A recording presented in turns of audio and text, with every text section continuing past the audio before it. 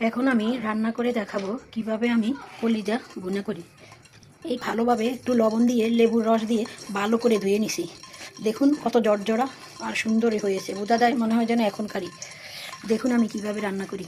তার জন্য আমি একটি পাত্রে কিছু তেল নিয়ে বসিয়ে দিলাম।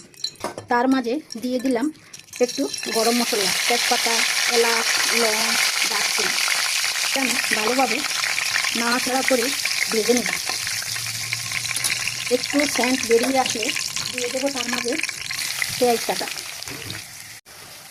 পেঁয়াজগুলো ভাজা হতে হতে আমি কিছু কথা বলে এগুলো দিলাম, কারণ এগুলি আগে দিলে মাংসটা সুন্দর একটা সেন্ট আসে, পুরনো কোনো গন্ধ বা কোনো কিছুই থাকে না।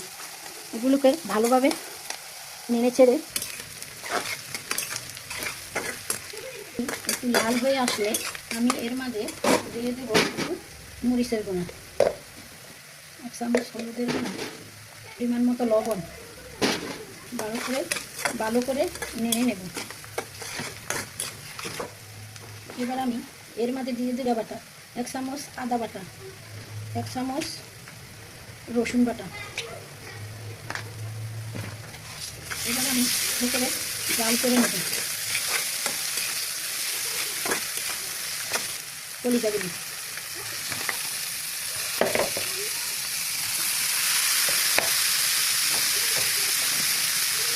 এবার কলিজাগুলিকে ভালোভাবে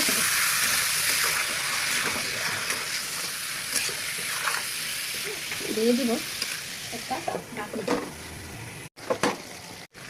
গরুর মাংস সিদ্ধ হতে একটু সময় লাগে। যদি মনে করেন সিদ্ধ হতে চায় না, তাহলে সামান্য একটু পরিমাণ অল্প একটু লবণ চিনির ছিটা দিয়ে দেবেন। নাড়া দিয়ে সুন্দর মতো ডেকে রাখবেন। দেখুন মাংসগুলো আমার কষানো হয়ে গেছে। এবার আমি এতে একটু পানি দিয়ে দেব।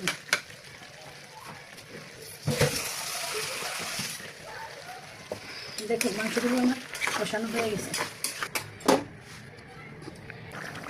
জন্য একটা কড়াই বসিয়ে নিলাম, তার মাঝে দিয়ে দিলাম পরিমাণ মতো একটু পেঁয়াজ কুচি কাটা দিয়ে দেব।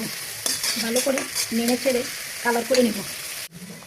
পেঁয়াজ দিয়ে দেবো একটু রসুন বাটা, আবারও একটু আদা বাটা, একটু জিরা বাটা করে সাথে দিয়ে দেবো আর একটু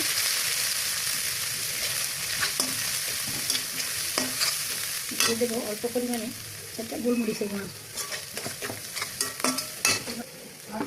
দুধ ছাড়া সেকে দিয়ে দেবো।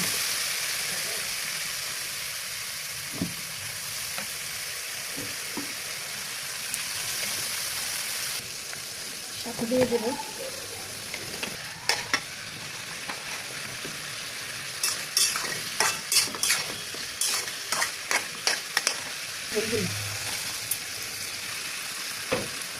এবার আমি একটা জিরার গুঁড়া উপর দিয়ে দিই।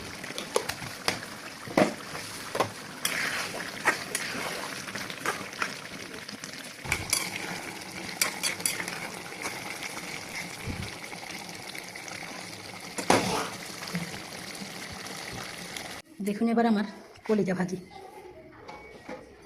কেমন হয়েছে। আমার কলিজা ভাজিটা দেখতে কমেন্টের মাধ্যমে জানাবেন, ফলো দেবেন, লাইক করবেন, শেয়ার করবেন, অন্যকে দেখার সুযোগ করে দেবেন।